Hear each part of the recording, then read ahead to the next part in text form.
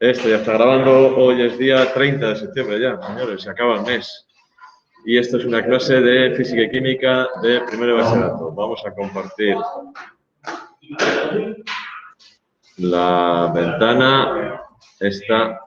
Fijaos que esto es lo último que hicimos ayer. ¿Os acordáis que dije que se me había ido a mí la olla? Porque esta fórmula realmente... Vamos, yo calculo estos porcentajes con esta fórmula, así rápidamente. Buenos días, Anderson, paso, por favor. Y se me había ido un poco la olla.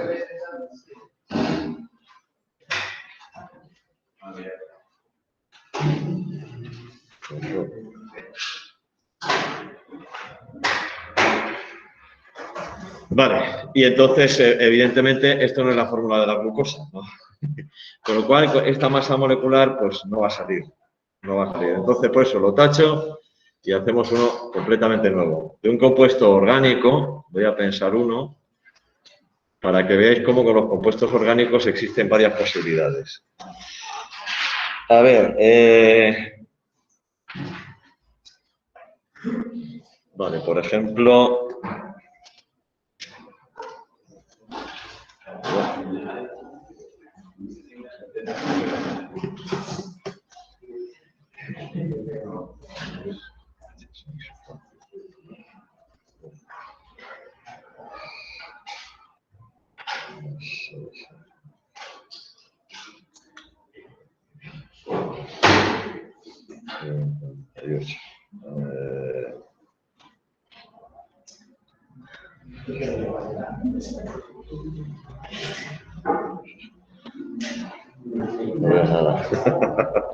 A ver, un compuesto que tiene composición centesimal, carbono, un 60%, hidrógeno,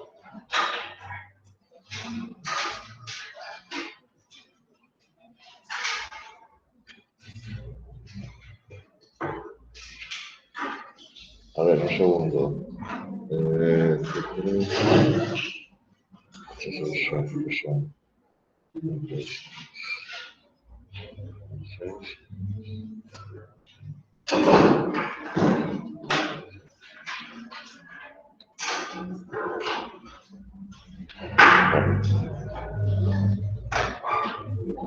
Estoy haciendo sobre la marcha 62%. En vez de 60, poner 62. Carbono, 62%. Hidrógeno.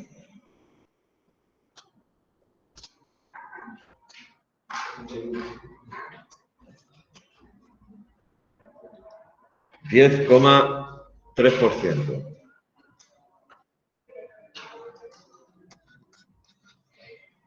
Oxígeno, el resto. Pues no veo yo nada, ¿eh? Necesito un pelín de luz porque no veo ni la calculadora. Bien.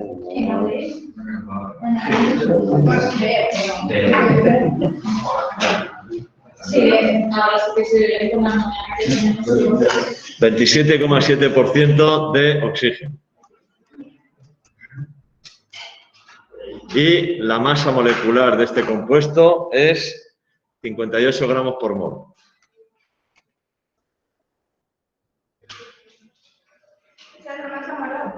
Molecular.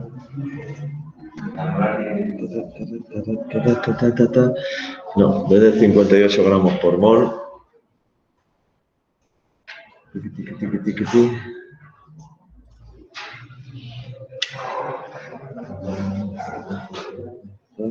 ¿Dónde está esto? Aquí, coño, joder.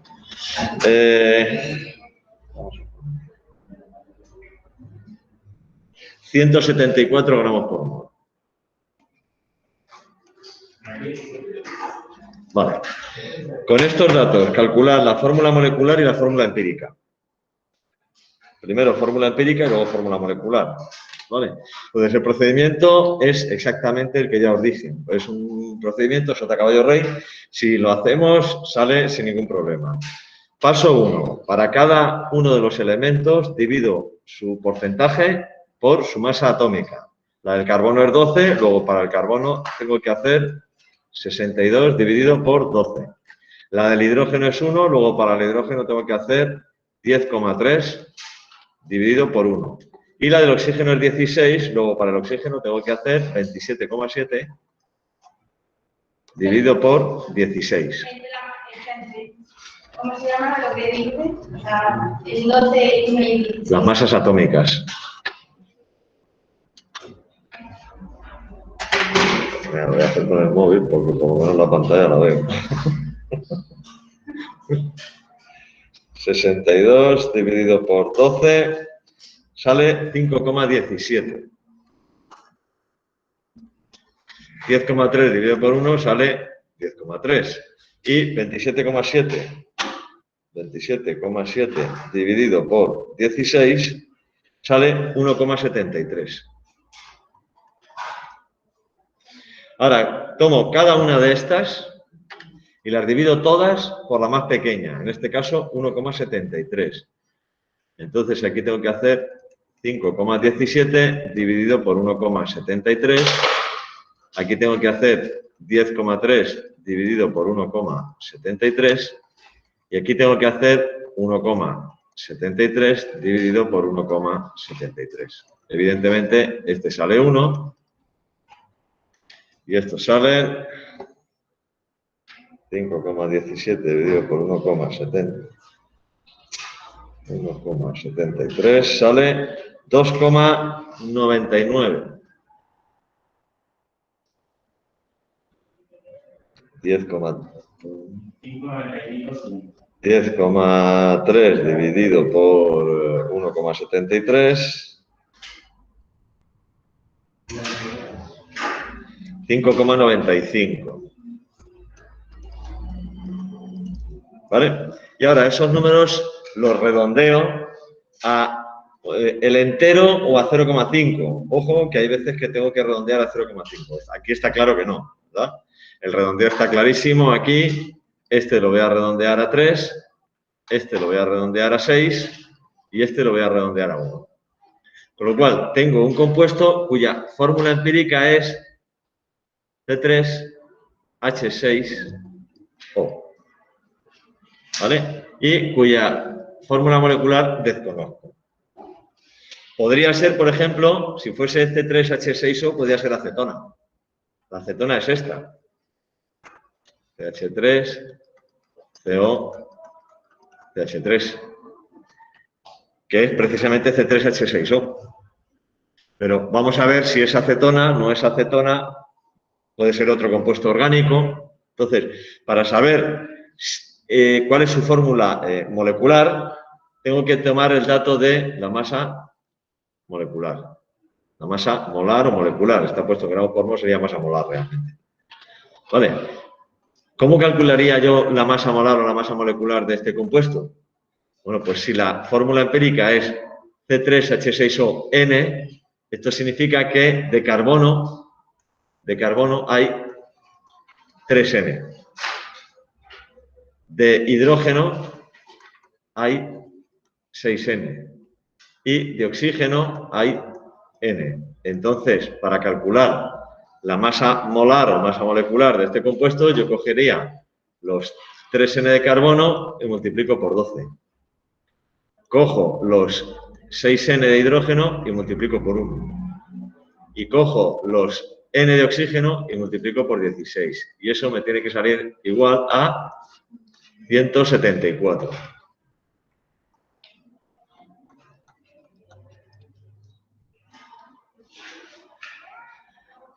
(3N por 12 son 36N, 6N por 1 son 6N y 16N por 16 por N es 16N, evidentemente.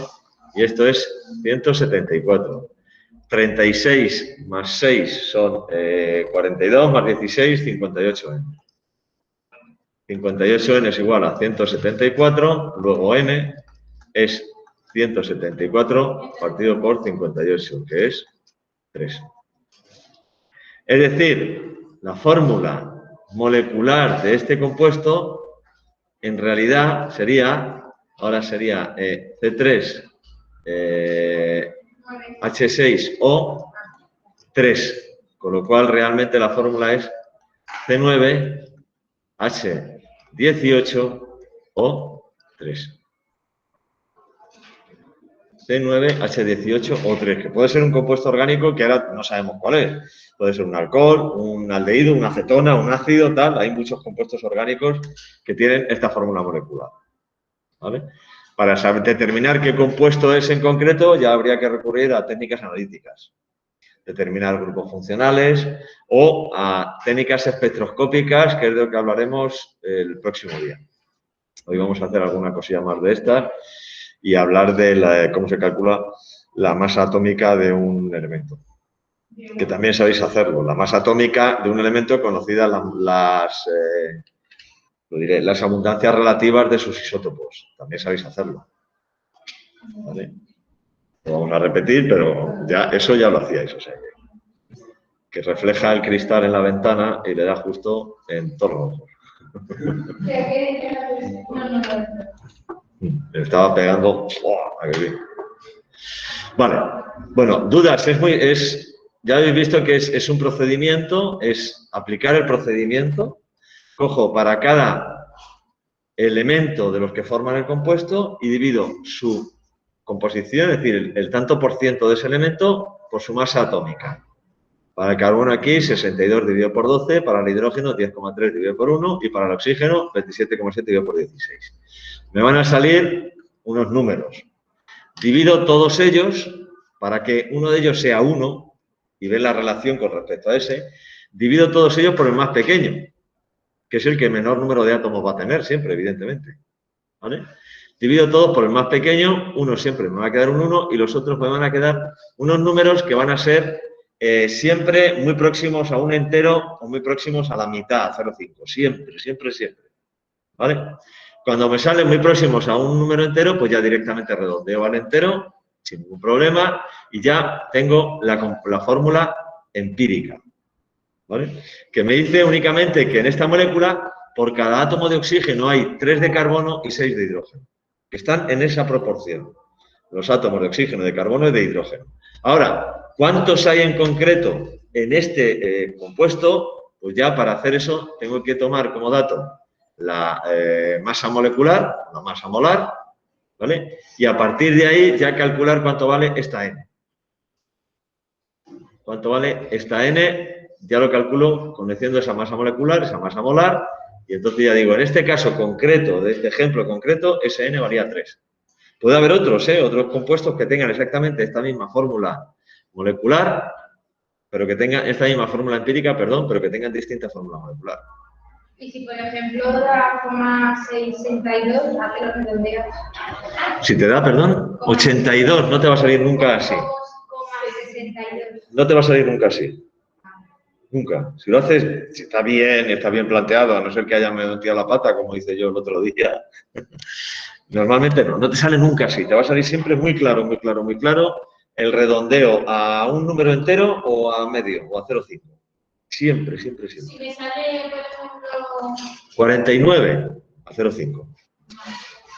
Y entonces habría que hacer un pasito más, que es multiplicar luego todos estos, porque aquí, claro, te va a salir a lo mejor 1,5, 2, 3. Bueno, pues habría que multiplicarlos todos por 2 para que todos fueran números enteros.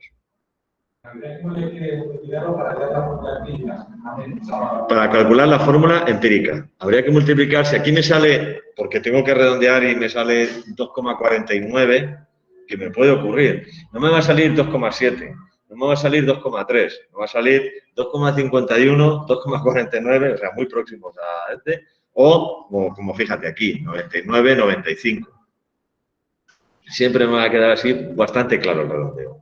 Si me saliera aquí un número, un número fraccionario, 0,5, 2,5, 1,5, tendría que multiplicar todos por 2. No me acuerdo ahora de alguno que salga así. No me acuerdo ahora de alguno que salga así. A ver.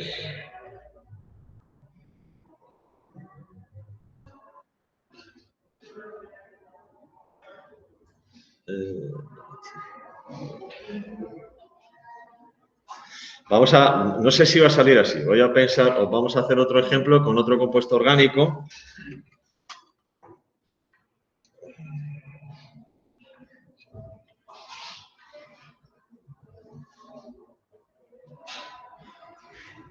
A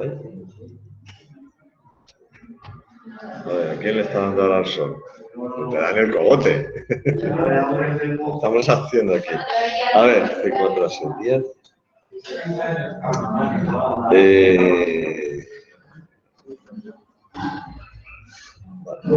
Vamos a ver otro compuesto cuya fórmula, cuya composición centesimal es la siguiente. Carbono.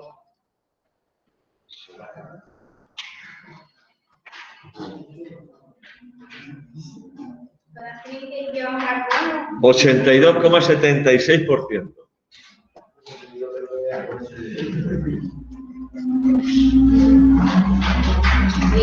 Hidrógeno, el resto.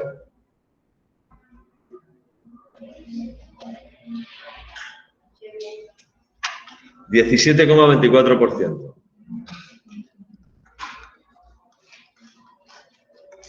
Masa molecular, 58, o masa molar, 58 gramos por mol. Aquí me da igual poner gramos por mol que unidades de masa atómica. Al final voy a ir a lo mismo, ¿vale? Vamos a ver si con este me salen medios. Espero que sí. Vale, para el carbono tendría, pues, carbono tengo que dividir 82,76 entre 12. Y para el hidrógeno tengo que dividir 17,24 entre 1. 82,76 entre 12, 82,76 dividido por 12, sale 6,99. No, 6,9, 6,896, vale. 6,896. O decir, ¿cómo redondeas esto? 6,9. 6,897. Y para el hidrógeno 17,24, evidentemente. 17,24. Vale. Ahora cojo los dos y divido por el más pequeño. 6,897 dividido entre 17,24. 17,24 dividido entre 17,24. Evidentemente este sale 1. Pero, ¿por qué divides entre 17,24? Perdón, lo he hecho al revés. Tiene usted toda la razón del mundo, lo estoy haciendo al revés. Menos mal que yo puedo dar marcha atrás. Divido por 6,897. Jesús bendito. 6,897. Y esto es 17,24 dividido por 6,897. Este sale 1. 17,24 dividido por 6,897 sale 2,499. 2,499. Fijaos si sale claro hacia dónde hay que redondear. ¿Vale? Evidentemente, este lo redondeamos a 1 y este, ¿qué lo redondeas? ¿A 2? Pues, mucho redondeo, ¿verdad? 2,5, evidentemente. 2,5. Pero claro, no podemos poner aquí números decimales, multiplicamos todos por 2. 2, 5. Es decir, la fórmula empírica de este compuesto es C2H5N. ¿Vale? ¿Cuál sería la fórmula molecular? Para calcular la fórmula molecular ya tengo que decir, de carbono hay 2N, pues sería 2N por 12. De hidrógeno hay 5N, luego sería 5N por 1. Y eso tiene que sumar 58. Eso tiene que sumar 58. 2N por 12 son 24N más 5N igual 58. 29N igual 58. Luego N, evidentemente, es igual a 2. ¿No? Porque 29 por 2 son 58. Entonces, ¿cuál es la fórmula molecular de este compuesto? La fórmula molecular es C4H10. Este compuesto es este.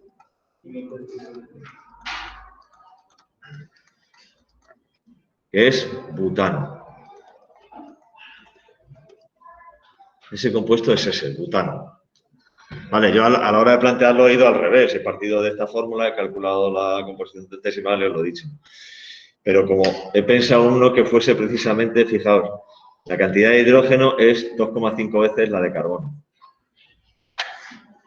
¿Vale? Bueno, ¿visto? No tiene mucho misterio, es sistemático, es, vamos, sota caballo rey. Se suele combinar este tipo de ejercicios con ejercicios de gases o de disoluciones. De disoluciones todavía no sabéis hacerlo, hasta el tema que viene no vais a saber, pero con gases sí que sabéis, a partir de datos de la densidad de un gas, calcular su masa molecular, ¿verdad? Una pregunta. Una ecuación. Nacho. Dime. Que, a ver, no entiendo por qué hemos multiplicado por 2 y no por otro número, para quitar el decimal. Para que me salga un número entero. Y puede cambiar en el caso, o sea, si es otro caso, no puede ser por 2, tiene que ser por otro número. No, te va a salir siempre o muy próximo a un número entero o muy próximo a medio número entero, como es este caso, 2,499. Siempre. Ah, vale. Entonces, o multiplicas por 2 o no vas a tener que multiplicar. Vale, vale. ¿Vale? Nunca te va a salir cosas raras de multiplicar por 3 y cosas de estas, ¿no? Vale, sí. ¿Vale? Bien, lo que os decía que suele ser muy común combinar este tipo de ejercicio, porque este ejercicio así solo, pues se queda un poco soso, por decirlo de alguna manera. Suele ser muy común combinarlo, un ejercicio en el que, imaginaos, por ejemplo, que... Mira, recordando las ecuaciones de los... Las ecuaciones de los gases... No sé dónde está esto. A ver, ¿está aquí? No, esto ya es los gases ideales. Vamos a ver. ¿Esta? No, leyes de los gases, no es esta. Voy teniendo aquí todas las pizarras de todo el tema. Ecuación de estado del gas ideal. Perdón. Ecuación de estado del gas ideal. ¿Qué volumen ocupa P por V es igual a nRT? Este era un ejemplo. Esta no la quiero. Mira, aquí. Fijaos.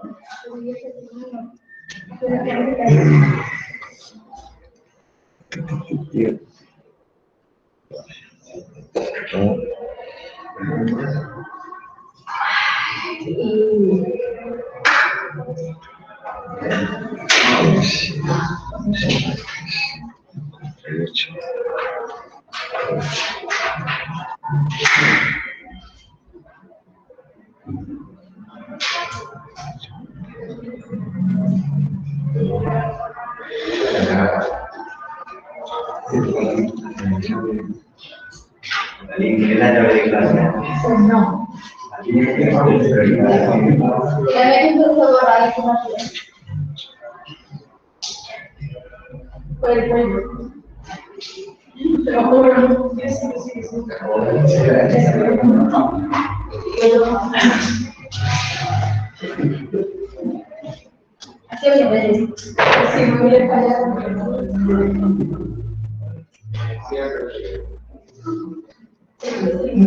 A ver, lo que os decía, por ejemplo, este mismo ejercicio se puede hacer, pero en vez de darte este dato, digo, hemos hecho un análisis químico mediante una espectroscopía de absorción atómica de un compuesto y me da que su composición centesimal es esta, ¿vale? Sabiendo que Si se toman 5,688 gramos de este compuesto, 5,688 gramos de este compuesto, se introducen en un matraz de 2 litros y se calientan hasta 100 grados centígrados, ¿vale? La presión que se ejerce dentro del matraz es de 1,5 atmósferas.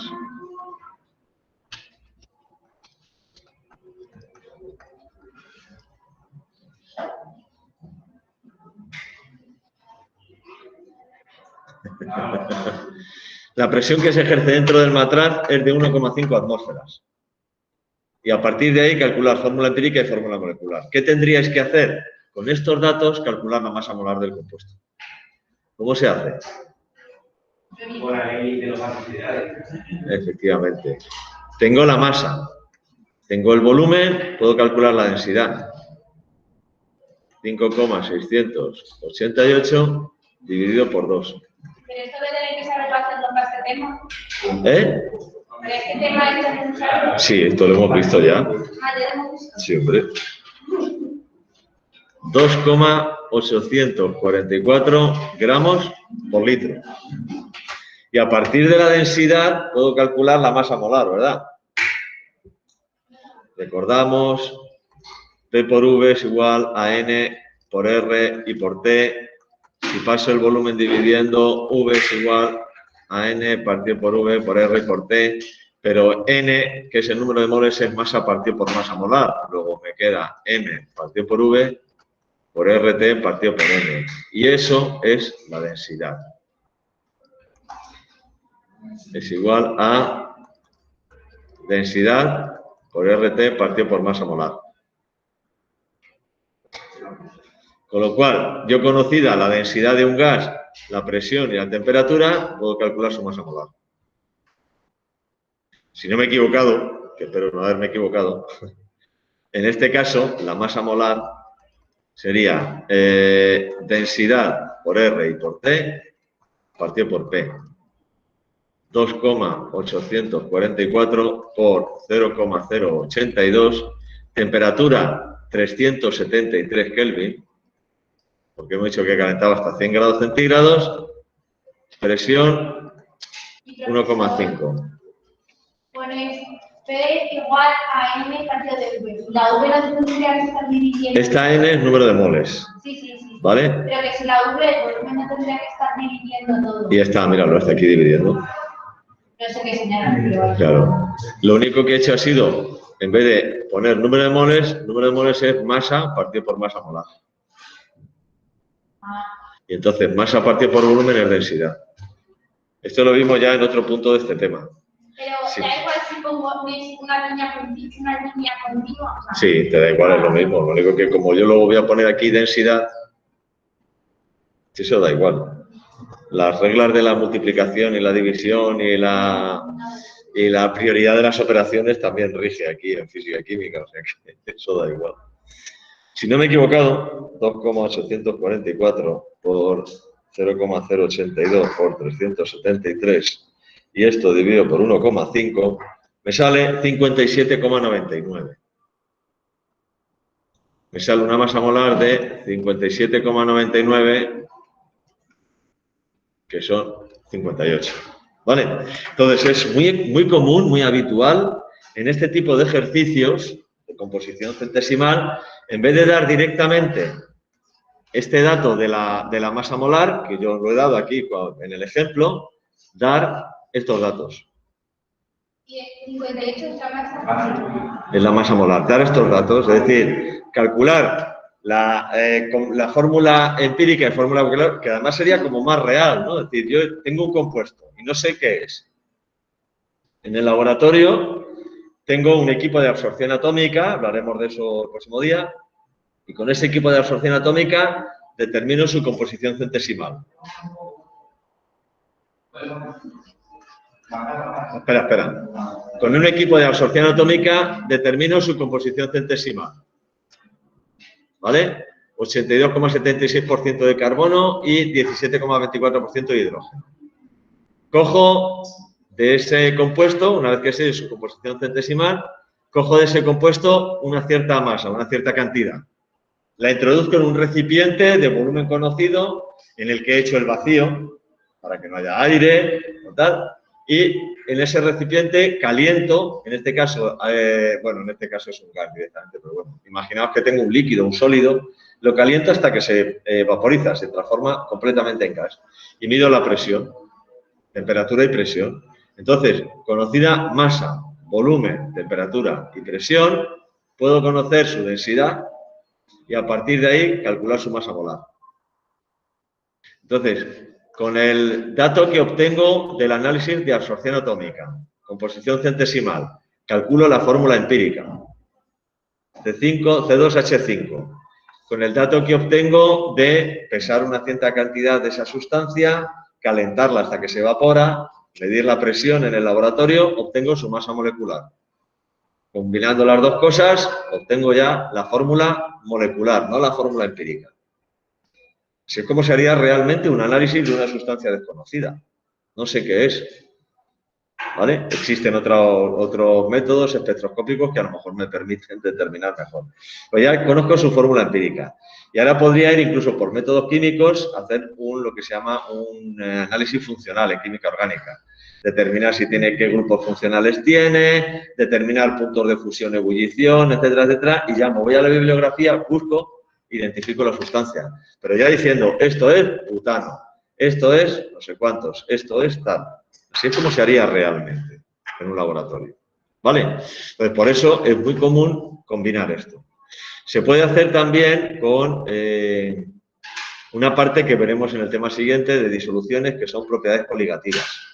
Pero eso, como es el tema siguiente, evidentemente yo no lo voy a mezclar aquí.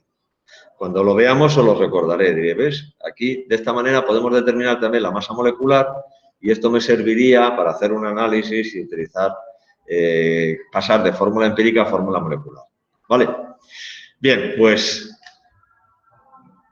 para terminar, lo que quiero ver hoy, va a ser muy rápido porque ya lo conocéis, vamos a ver cómo se calcula la masa atómica de un elemento a partir de las abundancias relativas de sus isótopos. Y primero tenemos que recordar que era un isótopo.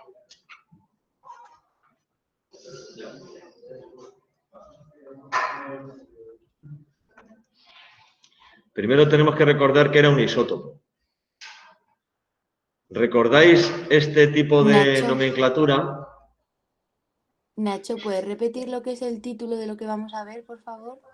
Vamos a ver cómo se calcula la masa atómica de un elemento a partir de las abundancias relativas de sus isótopos. Y por eso tenemos que recordar esta simbología. ¿Recordáis lo que era esto? Así es como yo represento un isótopo en concreto de un elemento. La X es el símbolo. A era El número máximo. número másico. ¿A partir de qué? De las abundancias relativas de sus isótopos. Número másico. Y Z era El número atómico. el número atómico. Si ya recordáis lo que es cada uno, entonces ya... ¡buah! Símbolo, evidentemente, recordáis todo lo que es el símbolo de un elemento. Por ejemplo, yo puedo poner carbono. ¿Vale? Número atómico era el número de protones que hay en el núcleo. En el caso del carbono, 6. Y el número másico era la suma del número de protones más el número de neutrones, es decir, el número total de partículas que hay en el núcleo. En el caso de uno de los isótopos del carbono, 12. Esto significa que este isótopo, este átomo de carbono, tiene 6 protones en el núcleo y 6 neutrones. La suma de los dos es 12. Existen otros isótopos del carbono, como por ejemplo el carbono 14, que tendría 6 protones en el núcleo y 8 neutrones, y entonces la suma 8 y 6, 14. Entonces, isótopos son elementos que tienen el mismo número atómico, pero distinto número másico. Por ejemplo, estos dos. Número atómico igual, número másico distinto. Y estos son isótopos. ¿Vale? Y esto, todos los elementos tienen isótopos. Hay algunos que tienen más, otros que tienen menos, hay algunos que prácticamente no tienen ninguno. Pero todos los elementos tienen distintos isótopos en la naturaleza. Químicamente son indistinguibles. El carbono 14 y el carbono 12 químicamente son indistinguibles. Porque la corteza es exactamente la misma, tienen los mismos electrones en la corteza. Y como el comportamiento químico depende de la corteza, no del núcleo, pues químicamente son totalmente indistinguibles. Se distinguen únicamente en que el carbono 14 es un pelín más pesado que el carbono 12. Ya está. Bueno, y en este caso que el carbono 14 además es radiactivo.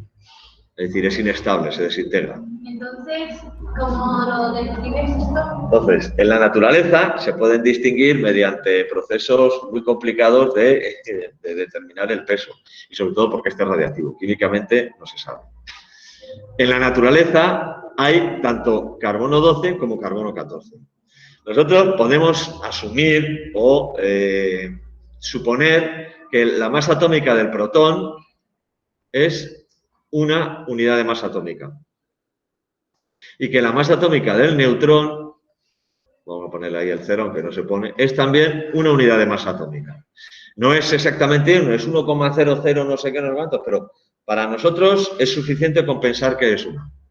Entonces, la masa atómica del carbono 12 sería 12 unidades de masa atómica. De hecho, la definición de unidad de masa atómica es la 12ª parte de la masa del átomo de carbono 12, con lo cual aquí no nos equivocamos nada. ¿Vale? ¿Cuál sería la masa atómica del carbono 14? Sería efectivamente 14. Pero claro, en la naturaleza hay tanto carbono 12 como carbono 14. ¿Cuál es la masa atómica del carbono? Del carbono como elemento, no del isótopo carbono 12, sino del carbono como elemento. Si yo tengo una muestra de carbono, imaginaos que yo tengo aquí una muestra de átomos de carbono. Cada punto negro es un átomo de carbono 12.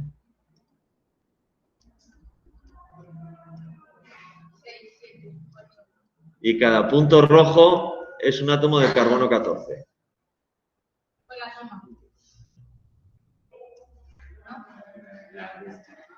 ¿Cuál es la masa atómica de esa muestra? Tendría que pesar, ¿no?, toda la muestra. Es una muestra evidentemente muy pequeñita porque tiene nada más que 12 átomos. Tendría que pesar esos 12 átomos, ver cuánto pesan en unidades de masa atómica y dividir por 12. Tendría que hacer la media. Y no me va a salir ni 12 ni 14. Pero ¿y por qué dividir por 12?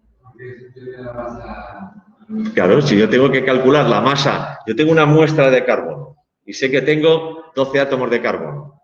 Para medir la masa atómica, peso y divido por 12, ¿no? Pero claro, es que no son iguales los 12. De esos 12 que hay ahí, 11 son de carbono 12 y hay uno de carbono 14. Entonces, me va a salir una masa atómica que no va a ser ni 12 ni 14. Va a ser algo más. De hecho, si os miráis en la tabla periódica, las masas atómicas que vienen de los elementos no son números enteros. Son números fraccionarios. ¿Por qué? Porque es una media ponderada que han hecho teniendo en cuenta la abundancia relativa de los distintos isótopos. ¿Vale?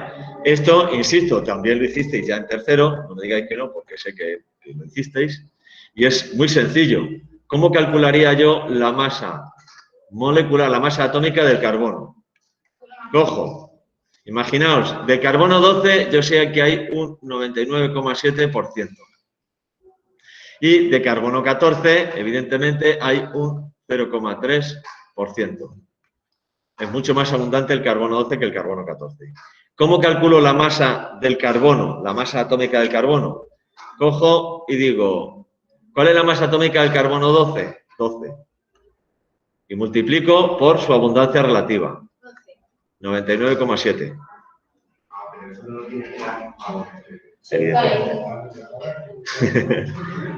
Cojo la masa atómica del carbono 14. 14. Y multiplico por su abundancia relativa, 0,3. Y divido todo por 100. Y eso es hacer una media ponderada. Eso es hacer una media ponderada. Esto es muy complicado. ¿Qué es complicado? No tiene ninguna complicación. Ninguna. No me fastidies, que esto es complicado. 12 por 99... 12 por 99,7 más 14 por 0,3 y dividido por 100. Y me sale 12,006. 12,006 unidades de masa atómica. Pues esta sería la masa atómica del carbono. En la naturaleza, el porcentaje de carbono 12 es este. Estos me los he inventado, evidentemente no son exactamente eso. El porcentaje de carbono 12 es un 99,7 y de carbono 14 es un 0,3. Y ese porcentaje es el mismo en cualquier muestra de carbono que yo coja de la naturaleza. Con lo cual, al final, la masa atómica del carbono no es ni 12 ni 14, es 12,006. No te digo. Es un isótopo del carbono, carbono. Y el carbono 14 es otro isótopo del carbono. En la naturaleza, tú estás hecha en un porcentaje bastante alto de carbono. Porque todos los compuestos orgánicos tienen su base en el carbono, el hidrógeno. O sea, tu mayor porcentaje de masa de tu cuerpo es carbono. Bueno, pues dentro de tu masa corporal, el carbono que forma parte de tu masa corporal, el 99,7% es carbono 12 y el 0,3% es carbono 14. O sea, tú tienes el mismo porcentaje de carbono 12 y carbono 14 que el resto de la naturaleza. Todo lo que tenga carbono tiene ese porcentaje, esa proporción. ¿Y el carbono normal? Es una mezcla de los dos. En la naturaleza es una mezcla de los dos. En este caso en concreto, el carbono 14 se produce en las capas altas de la atmósfera por efecto de la radiación solar. Una radiación nuclear, tal, no sé qué, se produce carbono 14. Ese carbono 14 forma parte de la atmósfera. El CO2 del aire, tal, no sé qué. Las plantas fijan el CO2 del aire y lo transforman en glucosa. Eso es la fotosíntesis. Con lo cual, como el porcentaje de átomos de carbono 14 que hay en el aire es este, al final el porcentaje de carbono 14 que hay en las plantas es el mismo. Y como los animales comen plantas, y a partir de ahí es donde se construye el animal, por decirlo de alguna manera, el porcentaje de carbono 14 de los animales al final es el mismo. Es decir, se acaba distribuyendo por igual en toda la naturaleza. ¿Qué ocurre cuando, en este caso concreto, además, el carbono 14 es radiactivo? Es decir, se desintegra con el tiempo y se transforma en otro isótopo. ¿Qué ocurre cuando, por ejemplo, un dinosaurio que tenía esta misma combinación de carbono 12 y 14 se muere? Cuando un dinosaurio se muere, deja de alimentarse. Como deja de alimentarse, deja de renovarse. Y como deja de renovarse, ya no mantiene constante el porcentaje de carbono 14. Va disminuyendo con el tiempo porque se va desintegrando. Como yo sé a qué ritmo se desintegra, me encuentro un fósil de dinosaurio, le hago la prueba del carbono 14 y comparando la actividad de carbono 14 que tiene esa muestra con la de la naturaleza, digo, pues esta muestra tiene 7 millones de años. Pero se descompone muy rápido. No, tarda 5.700 años más o menos en que el número de átomos se reduzca a la mitad. Y si tú te mueres, Te pasa lo mismo. y de los también sabes que no se muere. Si tú te mueres, te pasa lo mismo. Bueno, a ver, terminando, que ya es la hora, ya ha terminado. Esto, recordar, se coge, para calcular la masa atómica, se coge la masa atómica de cada isótopo. Pueden ser 2, pueden ser 3, pueden ser 5. Se multiplica por su abundancia relativa, el porcentaje. Se suman todas ellas y se divide por 100. Y esto ya lo decíais en tercero de eso, no me fastidiéis. ¿Vale? Bueno, pues señores, dejamos de grabar ahora y el próximo día seguimos.